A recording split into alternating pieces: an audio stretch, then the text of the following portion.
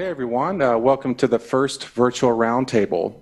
Today's discussion is going to be focused on forward-thinking strategies and ideas for online music teaching for now and also beyond. My four guests today are musicians and educators with very positive mindsets and entrepreneur spirits. We have Allie Tyler from Colorado. She's a vocal coach and entrepreneur. Hi. Hey. We have Eric Branner from Seattle, CEO, co-founder of Fonz, guitar teacher, and current president of the Seattle Music Teachers Association. Say hi. Hello. And we have Steve Treseler from Seattle, jazz educator, saxophonist, and performing musician. Hello. And we have Tony Parlapiano from Massachusetts, piano teacher and founder of Popmatics. That's me. All right. So we're going to go ahead and jump into the discussion. I have a few questions for everyone. I'll start with Allie. What is your current transition status into online lessons? So it's interesting because I've never actually wanted to pursue virtual lessons until now. And there's a lot of reasons for that. I didn't prefer it in my own teaching style. So in terms of the one-on-one virtual lesson, I am brand new to it, probably like most people, and especially in making it consistent and how to transition my students. But in terms of teaching people online, I've been doing that through pre-recorded materials and digital courses and libraries, so I have a different perspective to bring to that. Awesome. Eric? Transitioning to online, it happened overnight. Like it's about 6 weeks ago now, where the place that owns where the studio where I teach, the owner got sick, and we just moved everything. It was a one night. Over 12 hours, I moved my entire studio online. I had never taught online before, except the occasional one-off. So there was no time to fail. It just worked. So everybody moved over. That was before the lockdown happened. And by the time the lockdown happened, I was up and running. So it's been a pretty smooth transition. Wow. Okay. Steve, what about you? Yeah. So like Eric, about a month ago, or more than a month ago, probably 5-6 weeks into it, moved my studio online. There's a number of facets of what I do as a performing artist. I've had a private studio running for a long time, and I do a lot of in-person workshops, particularly for schools on jazz and improvisation. So all the gigs, all the in-person workshops are all canceled. But my studio, about 25 students, I was able to move it all online, and I did it a little bit earlier because I had a cold. Right at the time the virus was spreading, before the whole lockdown, I was coughing. I'm like, hey, let's go remote this week. I don't want anyone coming over while I have any symptoms. And we tested it out and got it going. And then I was able to move all my students over except for one, and who has some kind of health concerns that wasn't going to work to do things online. But I haven't done any online teaching before. I have some online presence with my blog and website, but everything I've been doing is analog, has been in person. So it's been a journey to get everything online, but it's going all right. And the university I teach at is going all online. I'm adjunct. It's a pretty small load there. That's going all online this quarter, and that's about to start up. Awesome. We're going to get into what has been helpful for us and all of that with our transition. Hopefully we can give some insight to everyone. Hey, Tony, what about you? Where are you at? Yeah, so I've been teaching online for probably about 10 years, but it was more like 3 to 5 lessons a week. Now it's like 35 lessons a week. But I had a very easy transition into it. It was like the year that they introduced FaceTime. I had a high school senior that was going off to college. He got an iPad, and so we just continued that experience. So it was a very easy transition for me to get into it back then, because we just had this great in-person working relationship, and that kind of continued to be the trend for a long time when students would go off to college. No pressure or anything. Like I wasn't trying to hey, you should keep this going, but just letting them know hey, I'm there. You're going off to do this new thing. If you want to keep some consistency in your life, type of thing. Like parents like that. They were they're going off and doing all this change. Like you've been in their life for so long. If we would love to have you still do that. So that's kind of how it started for me. And then for a long time, for like the first 7 years, I did it with a very basic setup, just FaceTime, single camera view, and I I would mount either the iPad or the phone up above, the piano for a visual, and just kind of moving that one camera around. And again, I was working with all students that were a higher level of communication, so it was a little bit easier. And now I'm getting my first experience with working with my younger students who just started in September, and learning about all the shifts in communication and things like that. But yeah, and so it's really only been like the last couple years, actually, after you and I had done some work together, where you kind of helped me kind of level up my system here. So it was pretty easy for me to flip the switch overnight.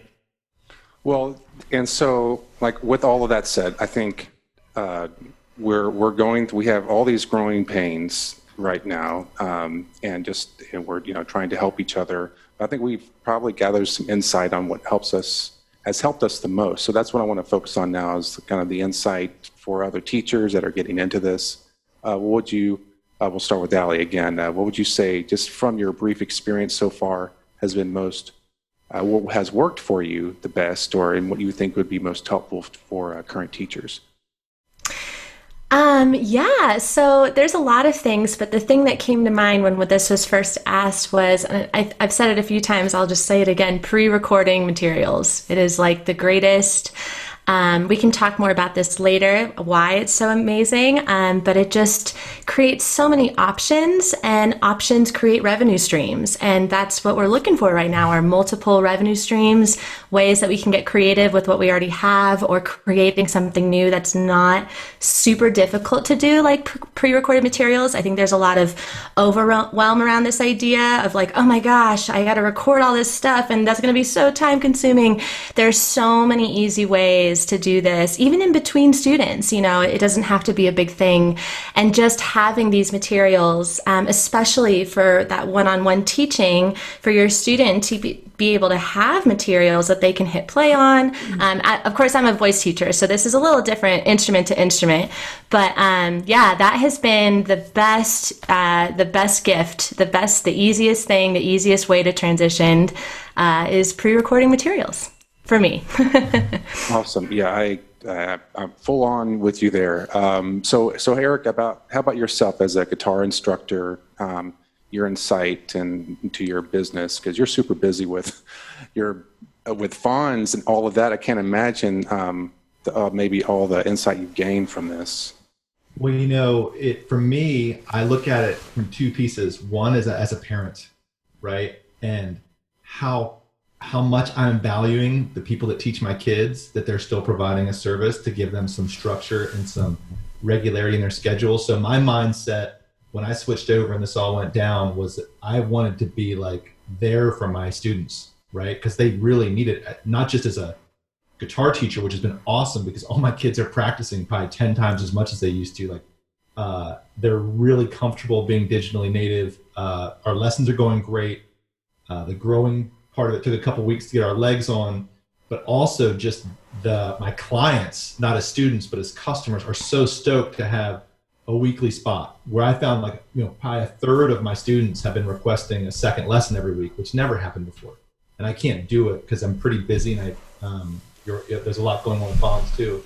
But I've never felt it to be more important to be committed to being a regular part of my community schedule, right? So I think that's kind of what has guided me through this time and helped. Well, like if there was like one thing, just advice for teachers, just in general, just from that kind of obviously, continuing to build with your community and giving that giving back to them and understanding that they need this. But what would you say to just like the general teacher who's maybe needs some advice in that area?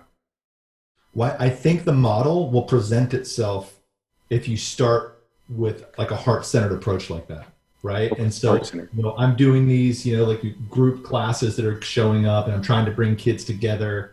I have a student with a new puppy that's been stopping in on lessons and bringing his puppy by, and we'll just sit and quietly watch lessons with his puppy, and the kids. It's really cool. I would say be very open-minded, be very agile in your thinking, be very fluid, and the fact that and again, as a parent has been more influential to me than being a teacher, You know, when there's technology issues with my son's capoeira studio, I don't care. I will work them through because I'm so grateful that he's putting on his uniform and exercising, right? And so his basketball coach, you know, Edie's music instructors. I actually want Edie to start studying with Allie, by the way, but we'll talk about that. So I'd say that's like the big takeaway for me. Good. Awesome. Steve. Yeah, so I'm with Eric on this 100% as a parent too. I've got a 7-year-old. She just had her piano lesson with Marina Albero this morning, and it's just highlight of our week. It is just amazing, and it's just so awesome that connection still gets to happen as we're isolated. So really seeing that from the perspective of our clients and students, and but also some practical things that you're asking for. I mean, really being in great communication with all of your students and their families, and allowing tons of extra time for setup and just being patient and having a sense of humor about it. I have some extra tech sessions, and I've had some lessons where just getting the tech set up, like everything was going wrong with the mic and the laptop and all this stuff. And I'm like, hey, we barely got to the teaching. I'm like, let's do part 2 of this lesson. Let's schedule an extra lesson in a couple days. No big deal. I want to get the tech right, and I don't want this to be eating into our time. So I'm allowing a lot more space between lessons to take the headphones off, to stop staring at the screen, to kind of take a moment, and if things run over or go sideways, you know, I just don't do back-to-back anymore. I got to leave some gaps, maybe 2 back-to-back tops. And just being in great communication with families. And I've set up studio master classes, so using Zoom, having everyone come in together. And at this point, there's not much presentation, or, you know, I'm not giving a big lecture or teaching. We're just, everyone's checking in, seeing how things are going. A couple students play something they're working on. We experiment with all playing together with latency, which gets pretty wild. And it's good. Talking to some of my students, so many of them really feel isolated. They feel bored. So any way we can get people to feel more connected, that's huge. And I think one of the reasons I was able to move everyone over is this. I've talked with Eric about this too. When I bring on a new student doing, I have like a family, what do you call it, the meet and greet, or kind of a new family meeting. It's informal. It's not a free trial lesson, but we all get together. We talk about the student's background, make sure things are a good fit. I might check out, make sure their horn's working, have a conversation instead of just emailing policies. Like, let's talk about studio policies, how this works, and scheduling, and get everything set up, and keeping those relationships going. So I really feel like I know my students, I know all their families. We have in-person recitals, so there's that connection happening. So there's some more trust involved with like, hey, here's what we're going to be doing this week. You know, I didn't say, oh, is it okay if we go online? I'm like, hey, this is what's happening next week. And it, yeah, so far that's worked really well. But building that foundation of, you know, building relationships with all these folks. Awesome. So you get the end of the stick on this one, Tony. Oh, no, that's all right. I can maybe still contribute something. Yeah. So what do you got? Yeah. Well, for me, it's I wanted to make things very simple for my piano families and make sure that I didn't overwhelm them with anything, because I know everybody's trying to adjust to this. A lot of parents are now becoming homeschool parents overnight, and then trying to figure out how to balance that with working at home from their job. So, you know, I was helping a music school trying to get up and running. That they were trying to take like 20 teachers, and I sent them. I'm like, here, send this out. I wrote him up a little thing. Send this out to all your families. And he's like, what about placement of the laptop so they can get a good view? And I said, don't talk about any of that stuff. I'm like, just get the connection going. So I'm like, here's this one link. Download this one. You don't even need an account.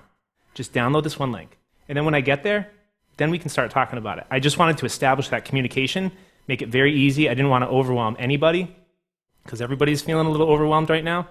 And so just that first thing. And then from there, it's like you can make improvements. It's like, oh, do you got headphones? Oh, you got AirPods. That's great. Like, do you have any with wires, so it can actually sound good? Or in the next week, you could say like, hey, would you be able to maybe set that up over there? Like maybe put it on a chair where I would sit so I could, see you. For the most part, I'm kind of used to just getting like from the neck up with them. And just using, again, I was used to working with more advanced students. So that was fine. I notice now as I'm working with younger children, sometimes it would be helpful to see like, what finger are you using there? Like, why are you struggling with that? Little things like that. So I try to keep it very simple for them, and then just like, here's this one link, remind them the day of. Now it's like, hey, by the way, I need a password today. Here's the password. Because with the shift of all that. So just giving them just as much as they need. And then once that connection's made, then we can start talking about how we're going to improve the setup and things like that. So that was really, that's been the shift for me is kind of recognizing like, that is, it's not necessarily, pianos, these music lessons are like the highlight of our life. But for our piano families, like they have a lot more stuff going on and a lot of things getting thrown at them. And it's not that it's not important to them, but it might not be the most important thing, going on right now. Like they're trying to adjust to this new home life. And then as far as that, the only other thing that, that I've maintained is, for me, it's always been about making sure the music lessons are, fun. Like everybody's going to say that, right?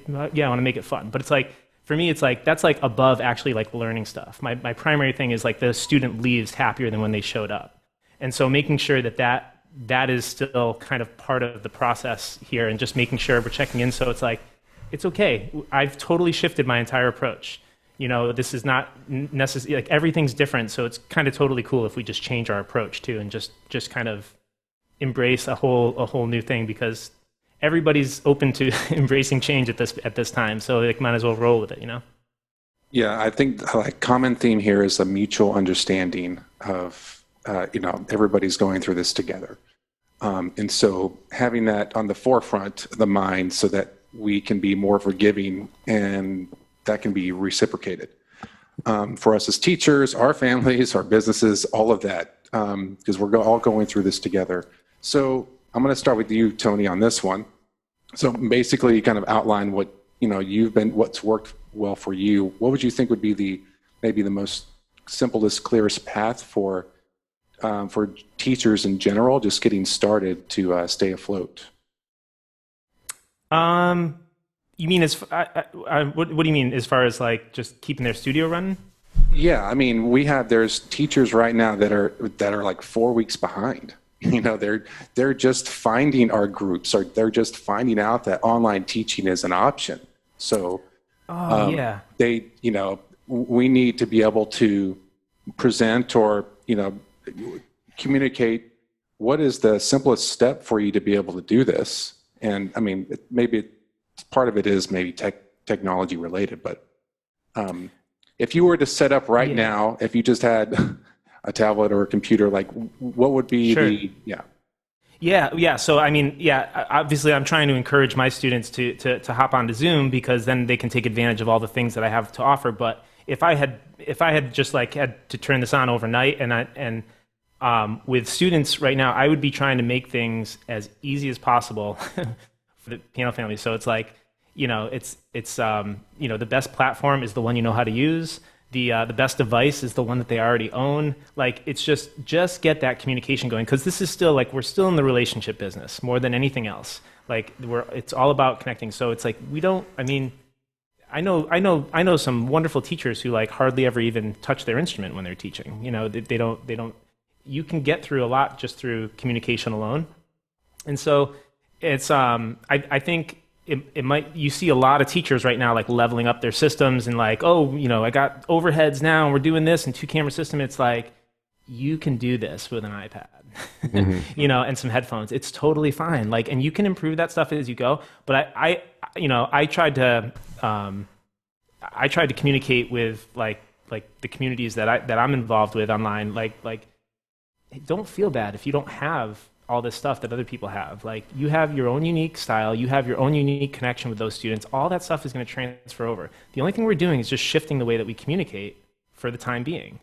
And I think one of the things that I would say, because I've noticed a lot of teachers kind of say, give the option, like maybe they're not confident with the online lesson, so they give the option like, you could do it, and then half their studio drops. Like, we're going to do it, because there's this perception that like the perceived value is lower because it's online. They're not going to get as much out of it. So if you're getting that from your families, the one thing that I would say to them is just try it. Just try one. If you don't like it, I'll refund your money. But just try it. Because a lot of people are saying they don't want to do it before they've even given it a chance. Yeah. And what I noticed is right away, before I even touched a note, like, I didn't miss a lesson. I didn't miss a single lesson. I jumped right into this. I didn't miss a single lesson. Every student was so happy to see me, because it had already been almost a week of like not going outside, not seeing their friends, and so I think don't underestimate like just the connections that you have. And, you know, a lot of our piano families are you know, I keep saying piano families because I'm used to just talking to piano teachers. But but you know, a lot of our families, they're just as invested in us as we are in them, and they want this to keep going. They want the consistency. They want to know that their kids are happy, and like if we can do that, like it doesn't matter what your rig is. Mm-hmm. Mm-hmm. Yeah, the communication, keeping that open for sure. Hey, Steve, what you have some insight just on a kind of just like a simple, clear-cut plan? I'm with Tony on that. Starting with just get the connection. Don't worry about the tech first. Just get somehow, even if it's phone call. But I had a kid with he just had his iPhone in his like walk-in closet, and that's where we had the lesson, and that's how it started. And on our end, it's really cool to see people like Steve's badass setup there. You got the multiple cameras and this and all that. I mean, first time I did this, I just opened my laptop and made it work. Over time, I'm like, I got an audio interface somewhere. You know, then I set up the mic. I finally got a webcam, so this is the first time I'm not blurry to all of you. So it's like one little piece at a time, not super expensive. But with my students, just get the connection going. I sent out some instructions. Here, how to optimize Zoom. Almost no one read it. It's fine. So we sat through the thing. Do you have connect on the laptop to get, if you're using Zoom, have everyone, if possible, connect with a laptop or desktop to get to those advanced audio settings. But if they just have their phone, sometimes we switch over to FaceTime. Like that's how it, because it's, in my experience, that sounded better. And I try to get over time, if my students can use headphones, most people have headphones. For horns, it can really overwhelm phone and computer mics and just gets really distorted and crazy. So over time, I'm trying to get some folks on external mics. Some are ordering USB mics. Some have gamer headsets or even just a little thing that hangs down from their headphones, and that works better than nothing. But, I don't want to put the pressure on people. And this time, economic uncertainty, they have to buy a whole bunch of gear. But some that are set up for it, get that happening. Just on the technical side. But again, I didn't ask my studio, do you want to try online? It's just kind of like, hey, here's what we're doing this week. I'm sick. Let's try online, and we'll see if we can make it work. It'll take, we all have to be patient. And then we just kept it going. And yeah, I'll leave it at there if I open another. So Eric, how about you? I love what Steve and Tony were saying, and I feel the same way. One, my clients didn't have any option, right? Because it was like, hey, we're doing this tomorrow, right? And got zero pushback. And advice to people is all this gear we're all flexing here has nothing to do with retention, right? Like if we're able, and so that's I think a critical thing to remember is that just like Steve, I've been doing most of my lessons on just my MacBook. I do encourage people to make sure your internet's good, right? So you're not dropping a whole bunch of calls. Reboot your modem every day if you need to. And also the other thing that I feel like I talk to people a lot right now is like pay for the full version of Zoom. They're holding your entire career together, right? This isn't a time to be like, how can I do this for free? It's like your career is being, duct taped together and moved forward and transitioned to this new awesome world that's working. That are, if your laptop's 9 years old, get a new laptop. But I think simple gear that works is really helpful because a lot of people I'm talking to, like I'm on like Windows 97 and I just can't. And it's like, oh my God, that's not going to do it. Like, okay, try your phone or yes, I'm not gear forward, but I think you do have to have like it can't be so clunky on your end that it doesn't work. I'd say that's a piece of advice I give a lot. Allie, any final thoughts on that? You guys took all mine.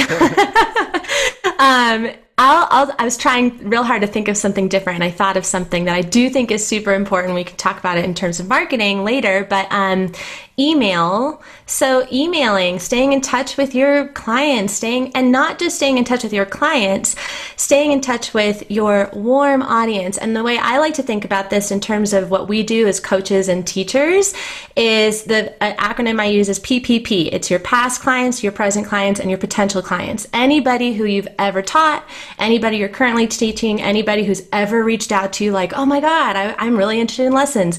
That's your warm audience. That's your PPP. And this is like a great time to connect with them. And just like everybody else has been saying in terms of, connecting with each other and making sure that we're all okay and emotionally connecting on that level, this is also that great time to do that and use that as your sort of, intro or your buffer. Like when you hit in someone's email inbox, just, hey, how are you doing? I haven't heard from you. What's your situation? Where are you? Are you okay? How's your family? And also, I'm offering this thing and it's a great time to try it. And so, again, that's kind of like maybe a marketing tip more than it is a path. But in my experience, just in terms of like staying afloat or getting through this is, again, keeping those relationships alive. And that is absolutely through email and even through texting. Like, don't be afraid to text. Don't be afraid to call people either.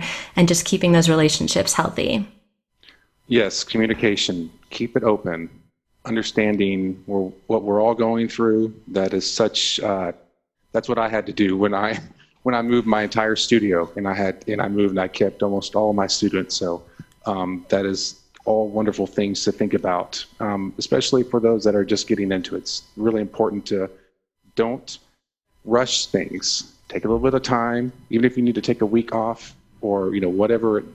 Don't rush it. Be patient. Communicate with your families.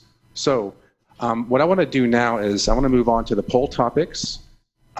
These were topics that were created by and voted on by the virtual music room community.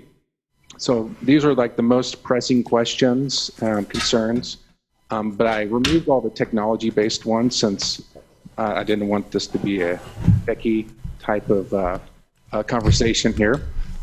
So the first and foremost, we have the topic of online marketing, which is going to be really an important topic moving forward, since it is really a new thing for a lot of teachers and wanting to sustain their business. A lot of different approaches here. But what I want to do first is open up the conversation, whoever wants to go first, and then I've got some thoughts on it, but I want to wait to see what everybody else has to say. So, anybody want to go first? Yeah. I'll jump in with a couple thoughts. So, when we're talking about online marketing, I mean, let's say, if we say, oh, how do I go online grocery shopping? Well, if you know how to go grocery shopping, changing the platform, it's still basically doing the same thing. Same with having an online conversation. If you can have a conversation, you can transfer most of that online, and some things shift a little bit. So if you have a studio that's up and running and you're able to get referrals, so how do I get students online? Just think about, well, what ways are you getting students now, and drawing on some of those same networks, and some things shift. So you don't suddenly have to change all of your tactics overnight. Kind of taking care of the people in your network that maybe refer you students, and just being really connected with those folks, and just taking what's already working and just keeping that alive for now, instead of completely shifting everything. On the other hand, this can be a time now if you've wanted to explore various forms of online marketing, whether it's content marketing, like Steve's so brilliant at now, giving us all this really useful stuff, or Facebook ads or Google ads or any of those things. If it's something you've wanted to get into, this might be a time to do it, to amplify what's already working. And largely, the way that I look at it, I'm a big student of Seth Godin, who says, marketing it's not just trying to sell what you've already been offering. It's starting with the people, who it is that you're serving, and being able to solve their problems, satisfy their desires. And things are shifting now. So what I'm starting to offer is a little bit different based on what the needs of the people that I'm serving are. Getting into that, but just starting with that. Start with what's already working, and then you can start to shift and pivot and amplify in different ways. Mm-hmm. I'd probably like to share something that I think I caught from you, Stephen, in the group, which is I haven't lost a student in this transition, so I haven't really thought about how I would market. But one of the ideas I came across that you had shared was hosting kind of like a virtual open house. And you had mentioned that in terms of doing it for your current families, that you're working with, so that they could get comfortable and kind of see your studio and setup and just kind of see how it would work. But I really think that is something that would appeal to me if I were trying to go get new students. Is I might say, hey, I might set up, a 2-hour hang and just open it up and just let people know, hey, I'm opening my virtual studio to anybody who wants to come in, and treat it just like I would with anybody, maybe teach them a little something, just talk to people, because, right now it's like just like that overnight, like the market is flooded with online teachers. That's like all there is, right? So you're going to go on there and you're going to be like, hey, guess what? I'm offering lessons online. Yeah, you and everybody else. Like, how are you going to cut through that? So it's just like, to me, like, I don't know, like maybe Facebook ads work and stuff. I've never really done that stuff. I've never really tested it out. But I know, like, in like my little like experiment locally for getting students is I try to like subtly drop that I'm a piano teacher into conversations without, like if I'm having a conversation with a stranger, I might say something like, oh yeah, one of my piano students, has, I'll just make some type of connection to the work that I do.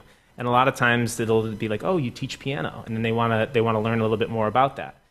And so that's something that would appeal to me, is just kind of opening it up and just saying like, hey, anybody want to come hang out? I'll teach you a few things or something. And then see if you get some students out of it.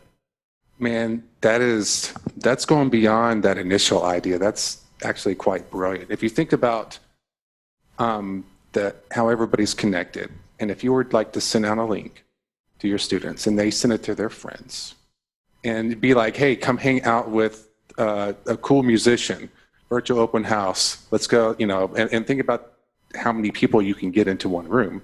Sure. Obviously they would need to, I think it would need to be worked out to where it, so you don't have people coming in. I mean, the security flaw is there, but you don't want to be giving out passwords. Yeah. So, but I think there's really something to that, to be able to, build into your community. It doesn't even have to be beyond the, it doesn't have to be global. It can be continued to be within that community and within that network you've already established. To go back to Steve's point, I keep my community going. That's why I go back locally to kind of help foster that. I keep getting new students from where I was, from either referrals or from like the jazz band directors. I keep in touch. So, but I think that idea. Mm-hmm. Oh yeah, those are always going to be the best because you've already come like fully endorsed. Exactly. It's like you don't have to convince them about anything. Like they've already heard about it from their best friend or whatever. So it's like, I mean, you can go give them a free trial if you want, but it's like if they're not picking your name out of a hat. Mm-hmm. So I wanted to add something, and if anybody else has anything to add, feel free. But just I like to have my feet like in both waters. Like I have the networking side, building on his existing relationships, but then I have the online presence side, which is a lot more difficult because there is so much information and it's constantly changing. But like you said, with kind of like the networking, I call it the networking pool. So your existing students, families, colleagues, and like continuing to focus on local presence. You already have the base there. And then with the online presence, obviously, like that's a whole nother huge topic that we could discuss later. But like my thing is creating, I've said this a lot of times, creating consistent quality content. That's like my theme. If you can get to a point where you can have a system, an easy system that works for you, and part of like all of this is kind of forcing us to learn more technology to use it more. So why not take that, a little bit of that time and become efficient with creating content? So, and it's one of those things where everybody has a niche, everybody, and once you find a way to express yourself through it, you can separate the good tutorials from the bad tutorials, or the good content from the bad content. You know who's just putting stuff up there just to draw viewers. You also know who's putting stuff up there that's actually trying to reach their core audience. So, that's a big thing there. But I had to learn how to stay active on social media, and then like completely rethink how I was thinking about either what was Instagram. Like I had to find what was the purpose of all these things. How did YouTube and Instagram and Facebook work together, and how do they funnel into each other? And so it was that took a long time for me to figure out, and I thought I was wasting time. But once I kind of figured out what their purpose is and how they work with each other, to get the most out of it. Like I am starting now, like I just figured it out probably just recently, like how does it all work? So now I'm kind of from the ground floor, I can start building there. But, and I'll talk about that later in the market shift, but that's how I operate. I'm kind of like, I'm half here and half here. So I'm not just drawing on just existing, community. I'm also trying to figure out things. And I have no way am an expert on it. I'm I'm really like everybody else because I can only learn so much. Sometimes I feel like it just kind of goes in, and I don't know where to find it. Hey, Steve, can I encourage Allie to talk about something? Sure. Yeah. Sure. I was fabulously inspired by a comment she made in another conversation about how she was genning her content to just be stuff that she thought was fun, right? And so I've been doing that, and I've gotten 5 lesson requests in the last couple of weeks from like putting up some fun lessons. I totally stole it from me. I wanted to do it. The idea came from Allie, and it's so true. You put up this stuff where you're just like, hey, hopefully this brightens somebody's day, and then people comment, hey, do you have any lessons opening? I'm like, no, but I know somebody does. So I think that'd be a great moment for Allie to share. Yeah, I love, that's so cool. I love that. I was telling, I don't remember where I put it or whatever, but just in general, like, just to be yourself, be authentic, share from a place of heart, right? Heart-centered everything.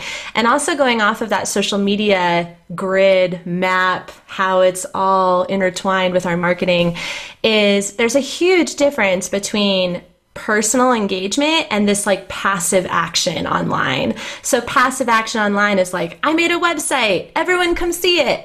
Ta-da! And like, that's it.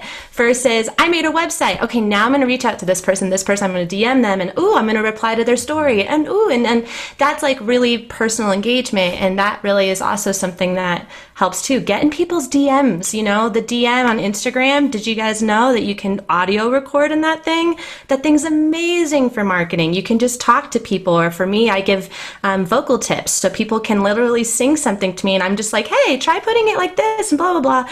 Whatever, you can give tips that way too. So that's just like something to piggyback off of, besides this whole, hey, we're musicians and we love what we do, and people generally love music and they love us when we perform and we're in our most authentic and caring and compassionate state online. People really feel that energy. So yeah, that's really like all I would say about online marketing in terms of social media and just interacting with people. I totally agree with you, Stephen, in that having that networking pool and then that online presence pool. That's such a good way to think about that, having those two things working together, because it is about growing your audience as much as it is nurturing your audience too. You got to do both. So yeah. Awesome. Well, that was really cool. So let's get into our next topic, teaching strategies. There's quite a few things that are lumped in here. So I think what I'm going to do is just kind of list a few things, and then what we can do is just kind of roundtable it, so that we're not getting so deep into subtopics here. But we've had to do a lot of creative workarounds, and the big ones here are adjusting communication, verbal communication especially, and then also for teachers that are more more technical teachers, especially work around tactile learning.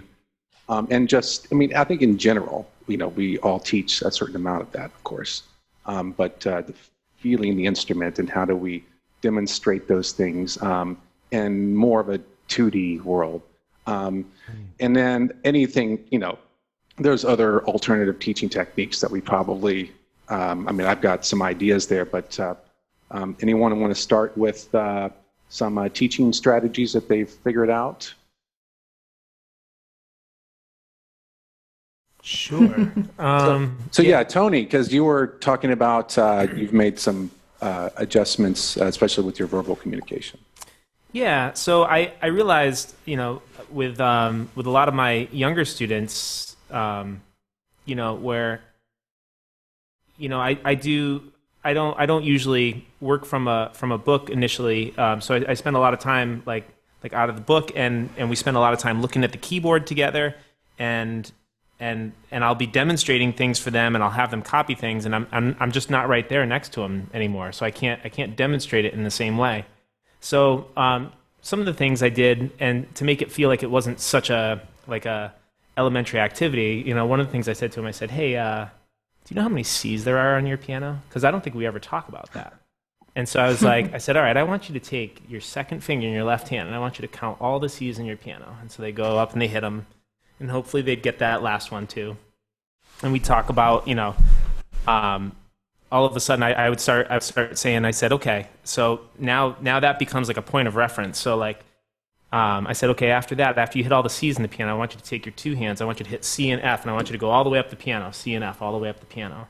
And then I would add another note, C, F, and G. And now they're creating like this suspended chord as they go up.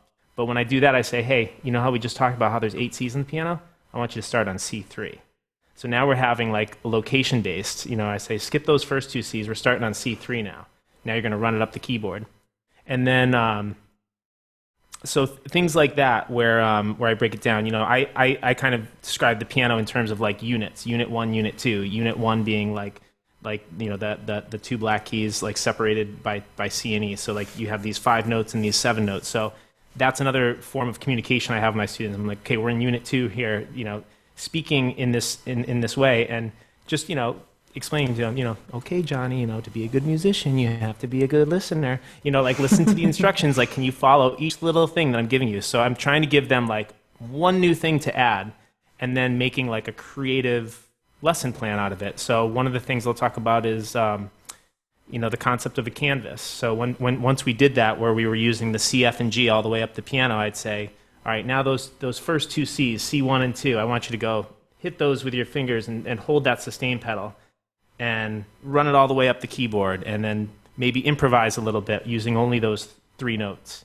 And then I would add one more note, you know, and then all of a sudden we have, you know, C, E, F, and G. And that's as far as I'll go. And I'll say, I call it like creative constraints almost. I said, use those canvases. I want you to use the C and the F as your canvas down there. And then I want you to come up and I want you to paint up here. So go hit those with the sustain pedal and come up here and just use those 4 notes. And it's not to limit them, but it's to say, like, how creative can you be with these 4 notes?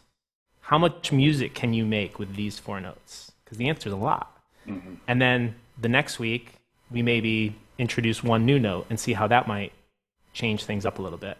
Or just through their misunderstanding, sometimes I come up with an even cooler assignment than I thought I was going to have. You know, it's like, no, that's not what I asked for, but that's actually really cool too. We're going to do that in a minute. So I've been trying to kind of come up with this like graded approach to doing it. And then depending on where the students are, maybe I bring in a little more theory, you know, like a kid who just started, like I'm not going to tell them, oh, that's a sus chord, and if you flipped it, it's like an F sus2 now, and like all that stuff. But I might do that with a high schooler, and you know, or somebody who's open to, you know, who can receive that information. So it's all about stuff like that, just really opening it up to the creativity. That's kind of where I'm at. You know, this is not really a time to like turn the page and like let's just pick up where we left off. It's really more about, hey, let's explore this instrument and let's find ways to communicate, since I'm not sitting right there, so you can know where I'm talking about on the piano. Can we hand that off to Steve? Because as a jazz educator, that's a perfect, nice, you know, segue into all the different things you work with your students and workarounds. Yeah. Right on, Tony. I was like cheering along the whole time. I actually have some stuff I want to share with you. I can, if we have a way to share some other resources I put together, similar to what Tony was talking about, some sort of pitch limitations and exploring that. I have one that's called a pentatonic scale menu. So it's all these 5-note combinations. I do it with people in groups, and some other limitations of form or texture and all these different things. So I have that in a PDF. It's an ebook, Creativity Triggers for Musicians. So I'll send a link out that's free to share. It's some things I do in group workshops, individual. It kind of gives you some options. Here's some prompts and exercises, and even some things to look at to work off of that I do a lot, particularly in my group workshops. So some of the workarounds, I mean, I often like playing with students, you know, doing duets, and particularly trading back and forth when we're improvising and jamming. And obviously we can't play, you know, playing a duet, you have to either just you can play the part, and then it sounds like there's a delay. If this, you can mute the student and just play, and then ask how it went. That's not that great. It's okay. But I've been doing a lot more, less of those duets, doing more call and response kind of things. I play, you play, instead of playing together. I mean, tons of that back and forth, improvising call and response. And, I still, I was missing being able to jam, put on these backing tracks, basically like a jazz karaoke track. The rhythm section goes and we play along with it, and we spend lots of time in lessons doing that. So some students that, because of the latency, if we do that, I have to play the track on my end and I play, and then I have to pause it, and then the student has to start a backing track on their own if they have Bluetooth speakers. I've got some students that do that. It's a little bit of a hang up. But I've been doing a lot more of recording some of these call and response tracks. So I'll start my jazz karaoke track. I'll play the song that we're learning by ear. So I'll just hit the record on Zoom. I will play, and I'll do call and response. I'll play something and point, and in real time, the student's just sitting there. But I'm making a backing track for students to use. And I'm going to produce more pro versions of these. But right now, depending on whatever the student's working on, I will make some of those practice tracks for them to use during the week. And I was like, well, why wasn't I doing this before? Like, we play together in the lesson. I could have done it on my phone. I just didn't bother to have pull out my microphone that sounds halfway decent on saxophone. I was like, oh, well, I'm going to keep this going for sure, because it's giving people things to do. And as Allie was talking about, pre-recording some of these, talking about even making kind of a mini course to build these things that in person I'm just creating over, doing the same thing over and over and over again. Well, why don't I record it for some of those things and leave that as a resource for students? But yeah, huge on the call and response, recording reference tracks, and I'm going to have my students start even recording themselves practicing during the week, or so I can hear. Oftentimes if they record, Stephen talks about that sometimes you'll get better audio and it's not compressed through Zoom. So if a student records something on their end and sends it to you, you can get a better sense of what they sound like.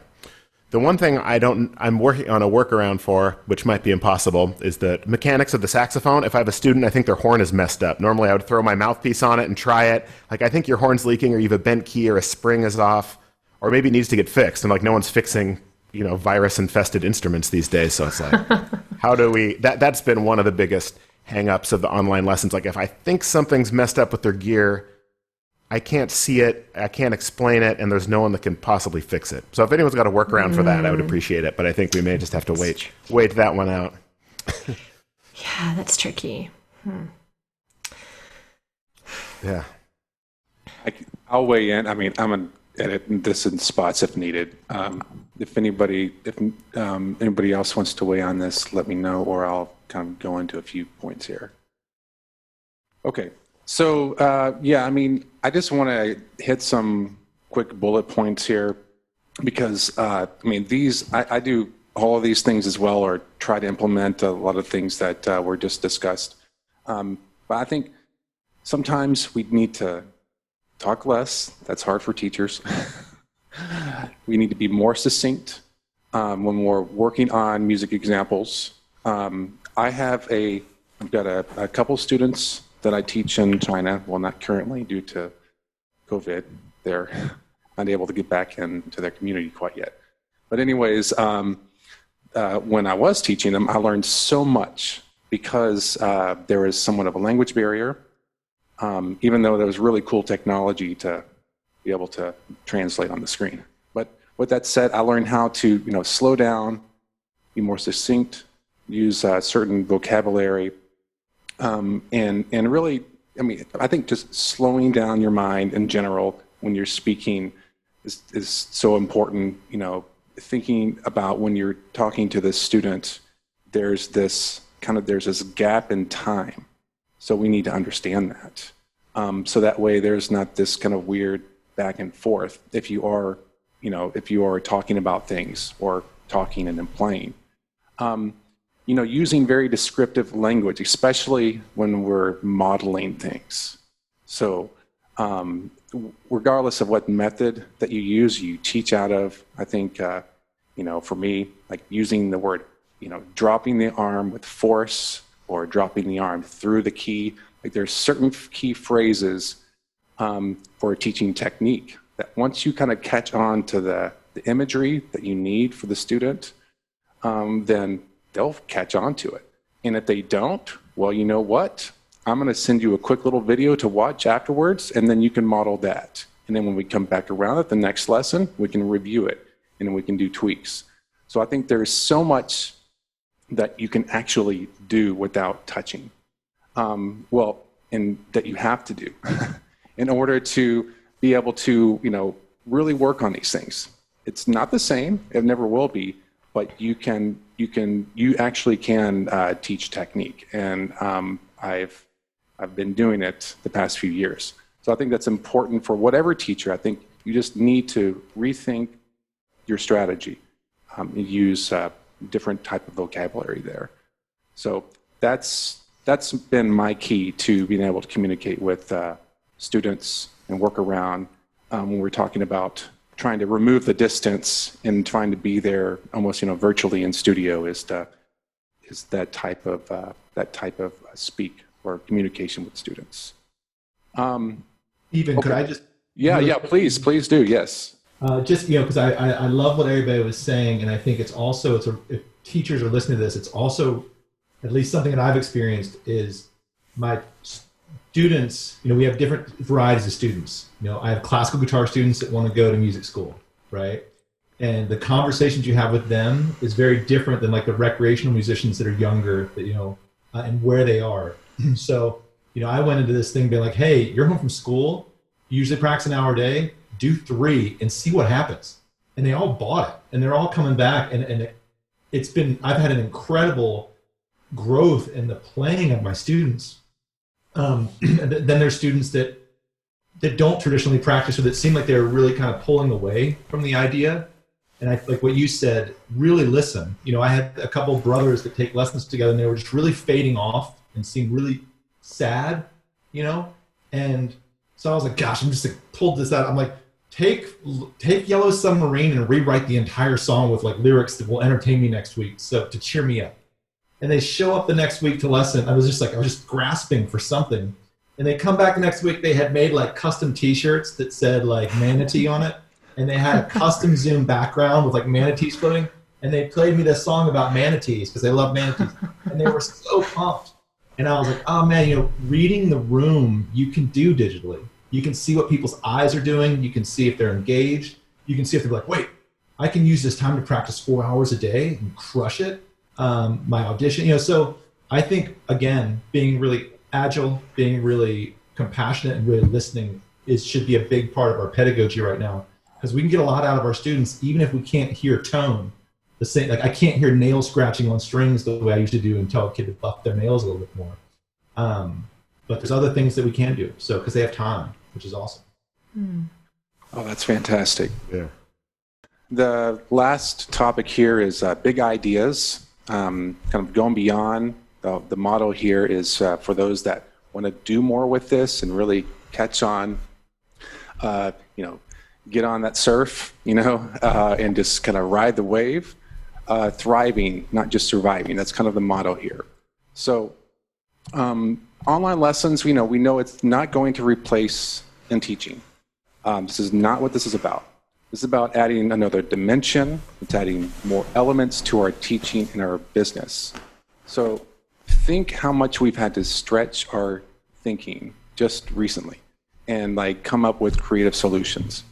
So this really like improves our ability to communicate, which we've just talked about, and creating like new solutions for our students, ourselves, our studios, maybe even, blending into like our family stuff. Like I've had so much fun being with my family this past month. I've like taken advantage of this opportunity, and it's been a really just a positive thing and kind of reconnecting in this time. So I'll put that aside. So here's like a few examples of like things that have radically changed just this past month: lesson planning, online payments, remote communication with clients or students, like changing our system of teaching, having now the ability to record and create media. I mean, those are just some. I mean, and so it's even when we go back to travel teaching or go back to teaching in the home, now we have the ability to go beyond the scope that we were at before. So what I do want to talk about Now, I want to get into market shift, and then I want to discuss that and see if anybody has any thoughts on this. So there has been a 60% jump in Google Trends related to online piano lessons since the beginning of March. My SEO consultant confirmed this last week as I'm working with her. She was shocked. And I'm assuming that there are similar trends for guitar, voice, and other instruments. So like, this is the great opportunity to be on the ground floor of the creation of a new market. And we've just been kind of like dropping that stuff like throughout our talk here. And the new market is live online instruction. And like, you know, and when you do an analysis of like the keywords, like, you know, if you do any of that, you'll find it's all asynchronized. It's either video or app instruction. So like, we are in a creation phase right now. And it doesn't take long for leaders in the market to emerge. I mean, if you got a little bit of money and if you get a lot of time, you can push yourself right up to the top. It doesn't take, I mean, it does take knowledge. But what I want, my initial thought is, do we want to see a market filled with just a lot of young, go-get-em entrepreneur teachers, which is fine. They have all the time on their hands, right? Or do we want a balanced mixture, like we have in our current market? Because I want to see a lot of fantastic professional music teachers leading the way, balance the market out, just like we have currently. And so that's part of the reason why I'm doing what I'm doing, is helping everybody, because we need more people that are really good at what they do to do this. So that way it gives everybody more options. It's going to be better for students, families, and be better for pricing, just all across. So, and my final note before I open this up, the book, Blue Ocean Strategy, that really, that opened my eyes to everything. 2 chapters in, I was like sold. I was like, whoa, what is happening here? So it's a theoretical and scientific book on markets and opening up new markets and how that works. And it's not that bad of a read. I mean, in terms of terminology, it's a very easy read.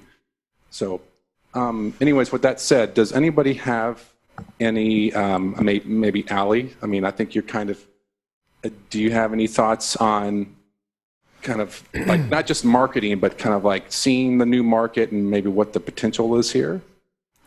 Oh my gosh, you were talking and I was like, oh, this, and then this, oh, this, and this. So I feel like I do have so much to say, and I'm sorry if it's not at all organized, because there's so much, and I love this topic.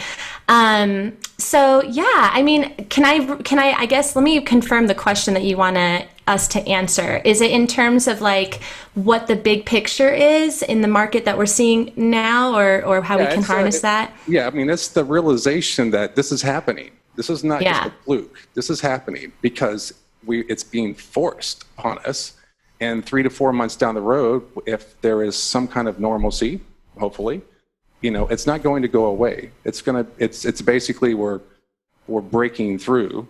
And then so this now is a market like any other. Mm-hmm.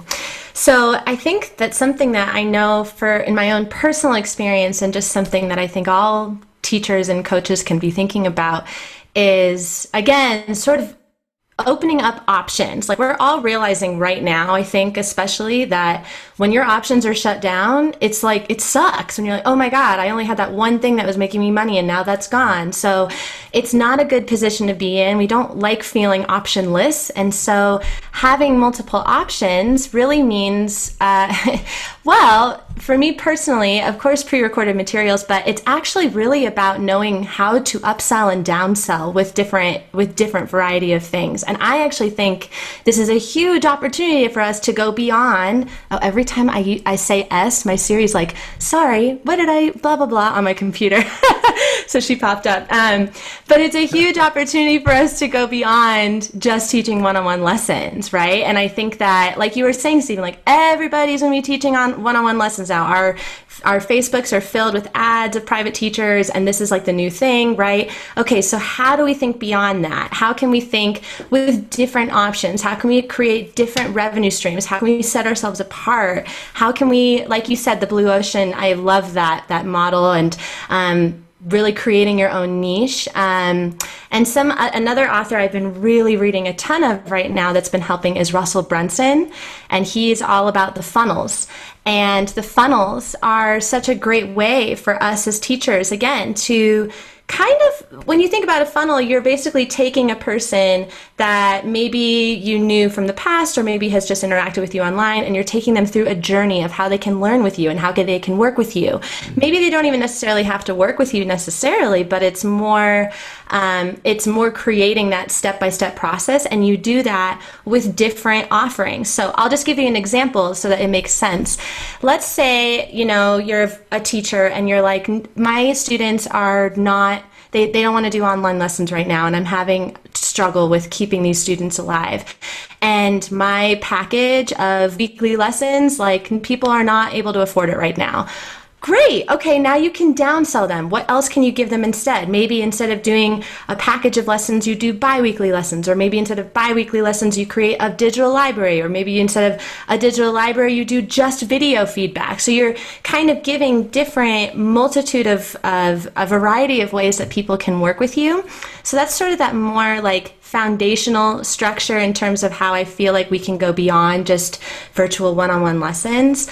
And then in terms of that big picture idea, really be thinking about, what is your platform? Like, where are you going to help people the most right now? I mean, if we think about the platforms that we are given in terms of how we can give knowledge to people, we have audio, video, and blog. And those are our things. We're listening, we're watching, or we're reading.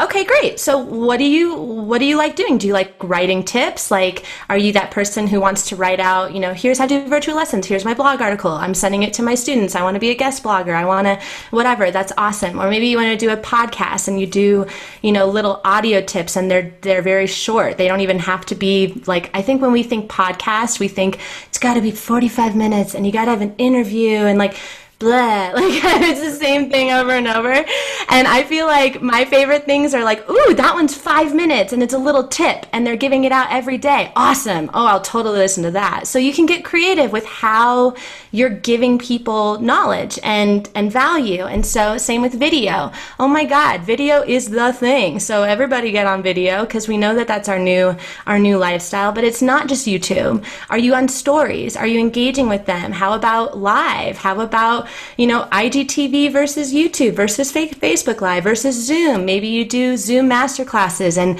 every Friday, I saw one girl doing this every Friday. She does singing for self-care masterclass. That's just on Zoom. And it's just like, hey, $5 donation. Like, come on over here and I'm going to teach you a class. So that's why I get so excited about this stuff, because there's so many options and it's so cool, and we don't have to just do Zoom lessons. Like, that does not need to be what we just do. So I think, just really understanding what you value, how your position is right now. Like, are you in a position where you need students, or are you in a position where you're like, you know what? I'm really not spending much money. I'm just getting groceries. I have the time to actually work on my brand and my website and my funnels and my emails and my communication and all of that stuff. So you can kind of figure it out depending on where you're at. But take advantage of, like, there's so much. I said a lot, so that I just get excited about it. But there's so much. So find your platform and have fun with it. Awesome. Does anybody else have any thoughts? It's okay if you don't.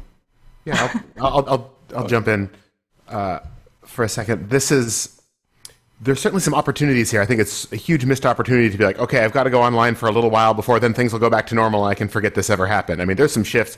Who knows what going back to normal is even going to look like? I mean, the whole landscape of the economy or how we interact. I mean, who knows? And I think this is going to really instigate kind of, a whole shift in education as all these schools are going online, and higher education. It's like, well, which of these classes do we need to heat the building for and bring everyone together, or what's going to go online? Things are shifting, but looking for new opportunities.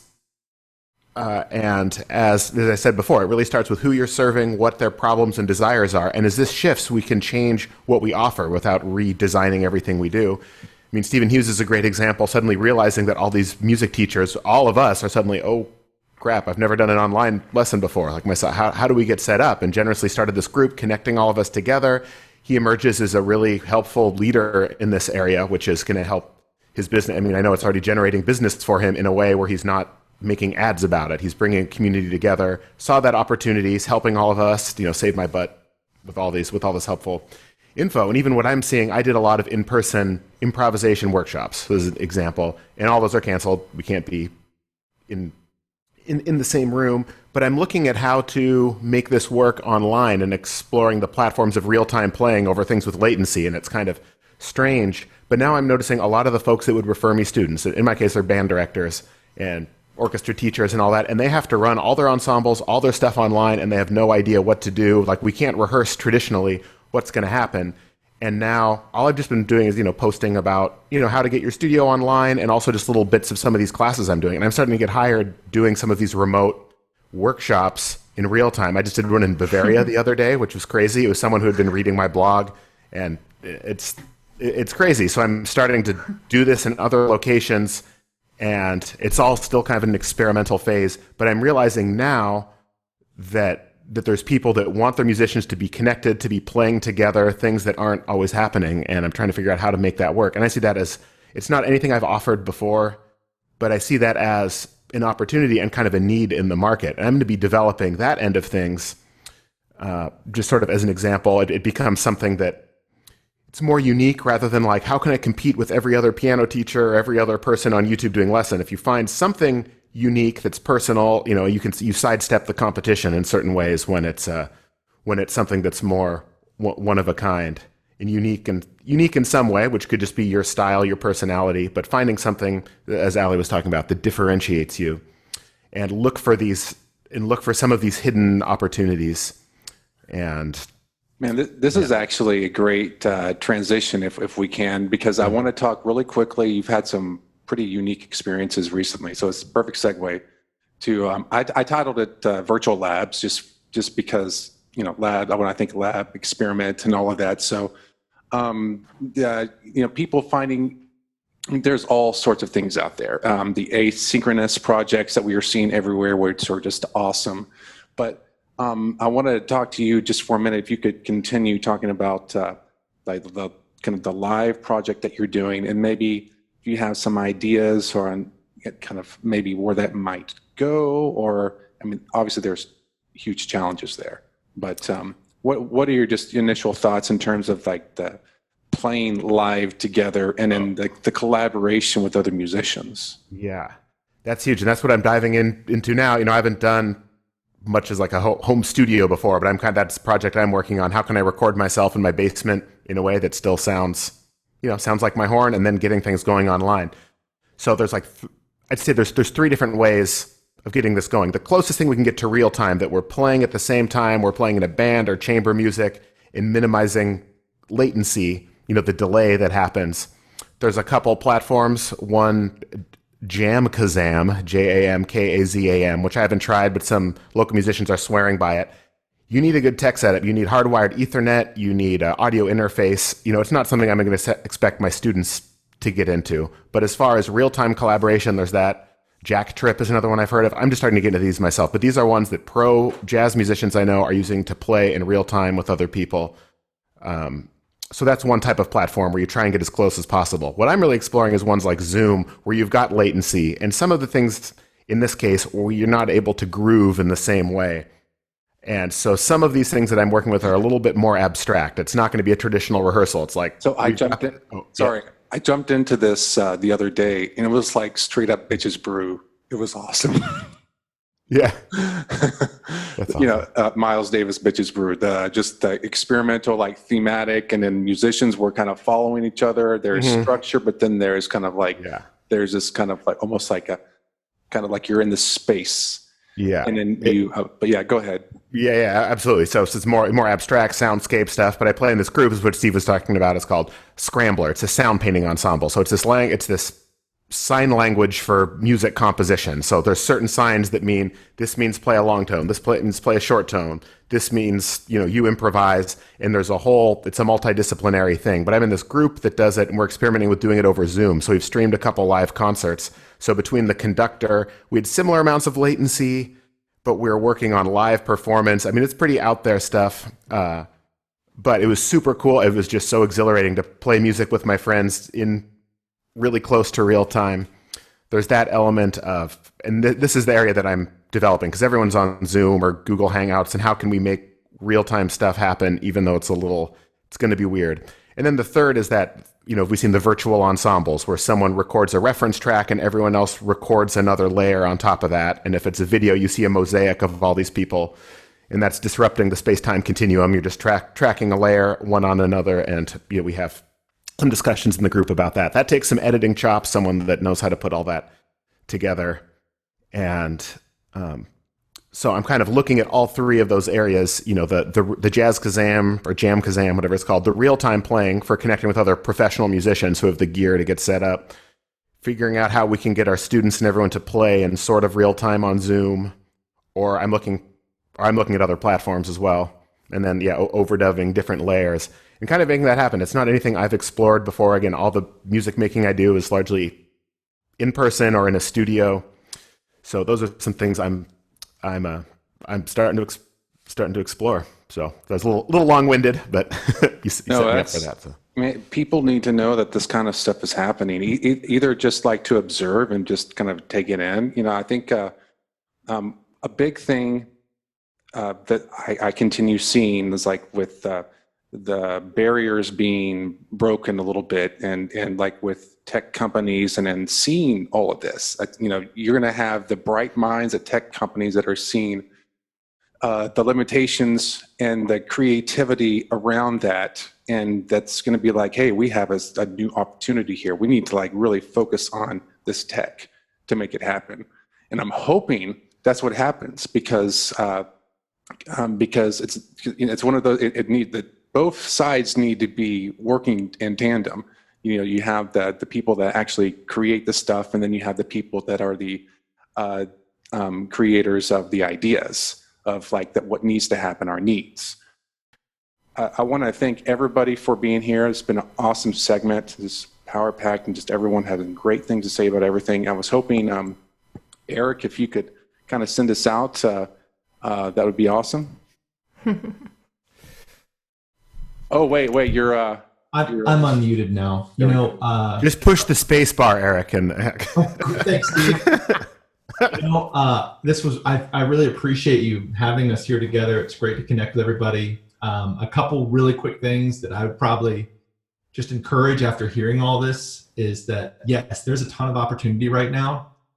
There's also a lot of uncertainty and anxiety within ourselves and our communities and the people we're trying to reach. People are starving for momentum, right? So for me, and I think if you have an established studio, if you have a community, if you have a warm audience, like I was saying, this is the time to build that relationship before creating cold relationships, because that's important too. But I think a lot of the people that are going for like, I'm going to build an online studio, they're coming from a place perhaps of desperation or scrambling, where this community, we're teachers, right? And so at the core of all this, because what else has come along with the anxiety and the uncertainty is the last month we've been with our families, and it's a kind of huge amount of peace for those of us are well, forced to be with the people that we're closest with, I ask myself, what was I thinking before? My life is so busy, and my life is still busy. I'm close to my family. My dog is so pumped. As are my kids and my wife. It's like, why are we doing this? And I think this is a great moment not to just say, what's the opportunity? How am I going to shift into this? Because I see so many people online with their pitches, and I can tell whether it's authentic or not right away. We can do that. We can feel it. And in this moment, it's a great thing. Like, dude, why am I doing this? Maybe, this is a moment for us to reassess how we're going to live our lives if and when we do go back, and what we want that to look like. And again, as a marketing thing, the idea of giving momentum, structure to our clients, that and letting us support ourselves, that brings us into the core of it all, which is that we have to be super compassionate right now. Some of our clients are going to lose their jobs. Some might get sick. Some people might know people that are going to be, that are gravely ill or die. We have to be super compassionate. So we have to be really careful how much we're like, oh my gosh, I'm so pumped about life. I'm killing it. I'm so busy with being like, yeah, and a lot of people are suffering. So how can I be an active part of my community still keep a roof over my head, be authentic, take real estate of what's going on around me and acknowledge it. And I think the keys to that are compassion, presence, like when we're with a student, is being so present, and then reassessing our purpose. You know, all of our offerings can come out of what we're here to do, right? And maybe some people be like, you know what? I don't want to teach. You know, I want to teach till I drop dead. Like, that's me. And I know that, and this experience has made me realize that more, and how I fit into my community. So I think, you know, that will be my encouragement is, you know, and I keep saying again and again, is like, lead with your heart and be compassionate and be grateful and be present, because if we don't, we can be overwhelmed by anxiety and uncertainty. So. Awesome. Thank you, Eric, and thank you, everyone, for a great session.